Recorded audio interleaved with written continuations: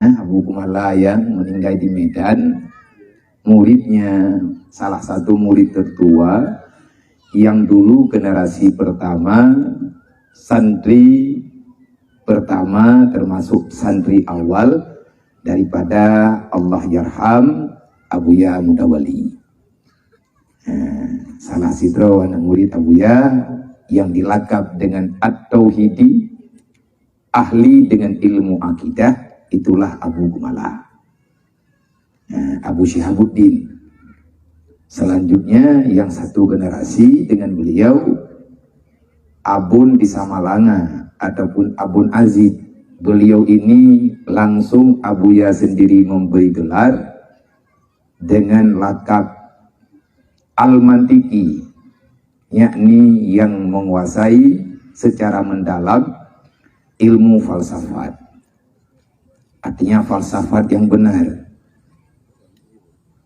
Yang selanjutnya yang Abuya beri gelar dengan gelaran yang sangat mulia, yaitu Al-Usuluddin ataupun Al-Usuli.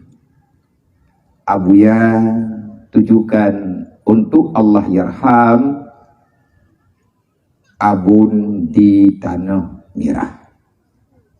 Yang selanjutnya mencetak, artinya melalui perjuangan beliau-beliaulah lahirnya ribuan para pencinta agama, baik yang di Aceh ataupun di luar Aceh. Selanjutnya generasi selanjutnya Abu almarhum Allahumma filahu Abu di Blangblahdi, Abu di Matangguli ataupun Abu Matangke. Ada kala yang tanya dengar di Luk Sukun Abu Batelhe. Nyo yang kan ananda daripada Abuya, termasuk Abu Daud Zamzami, Allahumma filahu warhamhu. Beliau ini segenerasi, walaupun ada yang awal ataupun hanatama tanggai dengan generasi Allah Yarham Abu di Blangblati.